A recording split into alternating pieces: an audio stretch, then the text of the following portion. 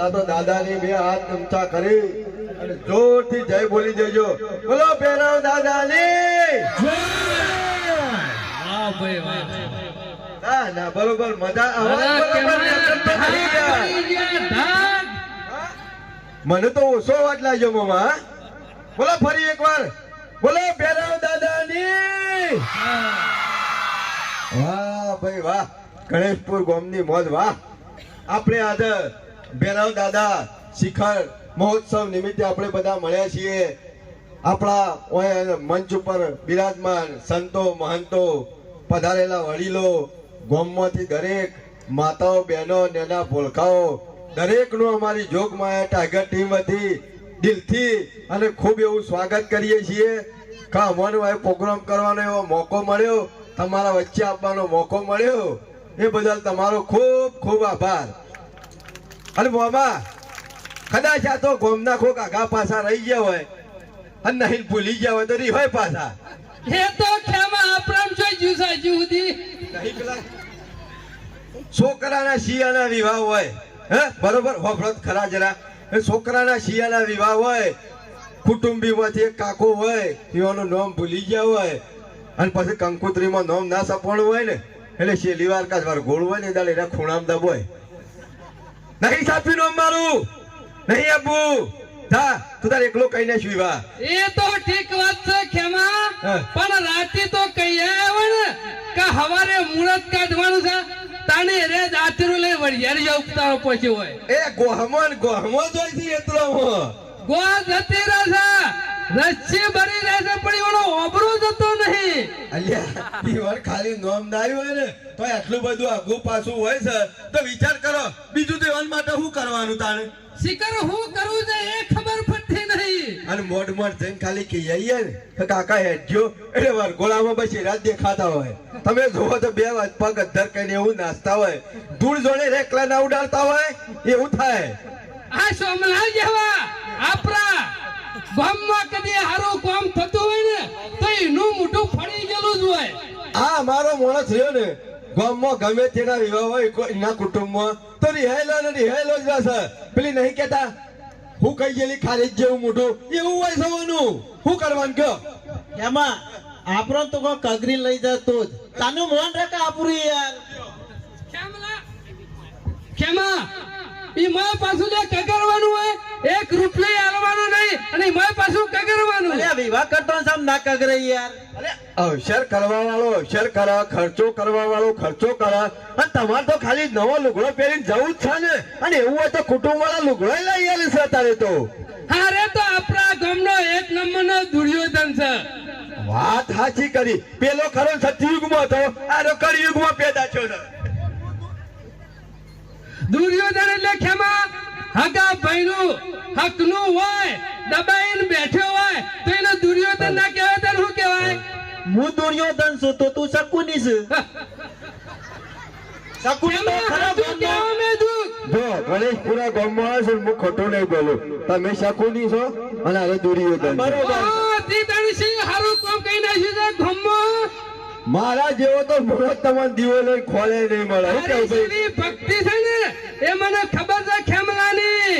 દારા મારા કરા અને પછી ગોમના ઓટલા મારા ફેવરા અને પછી આખા ગોમનું ફેવર જારે અમે ખેમા આરે આખા ગામનું ફેવરતા નહીં. અને બેસ અમે તારી જેવી ભક્તિ ને પેલા બગલા જેવી. એટલે મારી વગલા જેવી ભક્તિ છે. ઓવા મોટા રોમનું નામ નું બગલમાં સરો ઓનું નક્કી ના રખાય. ઓવા આખા ગોમનો દાંત વને જ વાર્યો છે. એટલે ખેમા તમે વણવાના થઈ જો પાછા. એવું નહીં જો આપણે તો ઢોલકી જેવા છીએ, જે બાજુ માલ ખાવા મળે ને એ બાજુ બેસી જવાનું. એટલે બે કોરી લાવવાનું એમ. એવું નહીં એવું ના કેતો યાર. મૂળ તો તમારો પૈસો. કોને જિંદગીમાં હું કર્યું ખબર છે? ખેમા પોતા જ ભેગા કર્યા છે. હવારે ઉઠ્યો નહીં કે વાર આગી કરી નહીં. મામા. તો આમાં મરહત થાય કે ના થાય પણ મને વાર જબર વધો પછી. મોહમ્મદ આ એકનું હાટું નહીં આ બે વાસ આ તો લાગે છે એક એવો મુરાડીઓ તો જો બે એટલે ભોના પાસે અમારો છોકરો છો જરે વારો તો થોડો મોટો કરવો પડે. એટલે હું આ બધા હું પાકિસ્તાન જવાનું છે ને.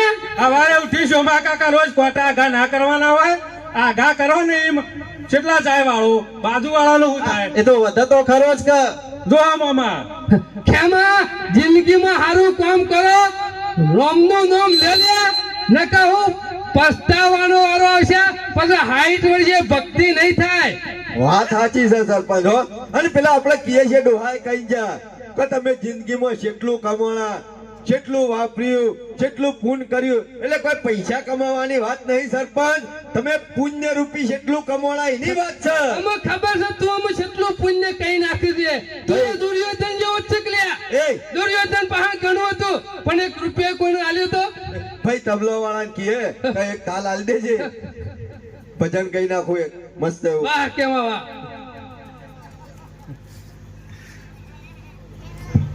સરપંચ જો જિંદગી આજ મળી છે, કાલ પૂરી થઈ જવાની છે. હા પૈસા તો ઘણા કમાણા છે પણ પુણ્યમાં શું કમાણા છે એનું કોઈ નક્કી નથી.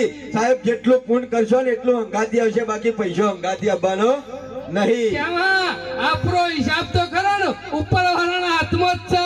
બધી ખબર છે એને કોણ જેટલું પુણ્ય કરે છે.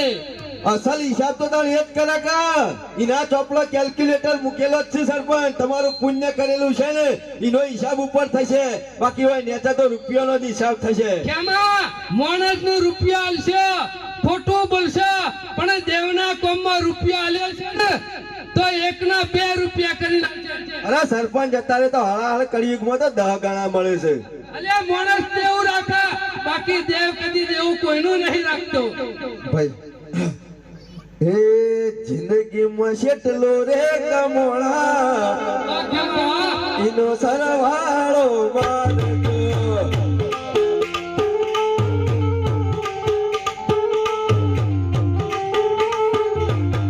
હે કોઈને બેડી બનાવી, કોઈને બંગલા બનાયા, કોઈને બેડી બનાવી, કોઈને બંગલા રે બનાયા. બનાએ હો નાની કોઈ, અનો સરવાળો માનજો. જિંદગીમાં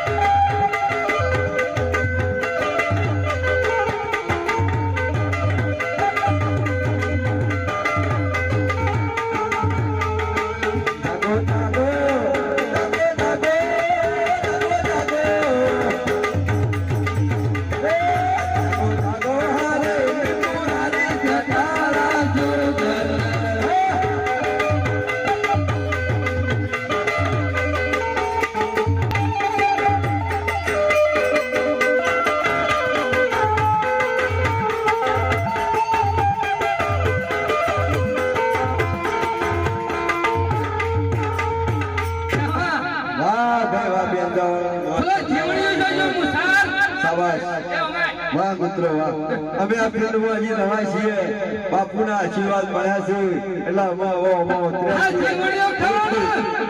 ગોઠિયા લેવા આવે છે કે ડોશીઓ લે? વાત સાચી છે પણ બે કુદકા બોલી અને ખબર પડશે તમારા વિશેષ પડશે આપણા સગનદાસ બાપુ ખરા ને એ ચાર સંતવાણી કહેવા આવશે એના કઈ જતા રહો એટલે પંચન ગોઠિયા મળશે એના ડોશીના દોત પડી છે પણ ગોઠિયા નહીં બોલતી હો. મામા આ જીવણીઓ ખરો ને એ ફૂંદરીઓ મારી પણ હવારો સુધી નાસ્તો ચાલે ને એટલો લઈ જશે ઘેર તમારે ખબર નહીં. બોલો ભેરા દાદા કે જય.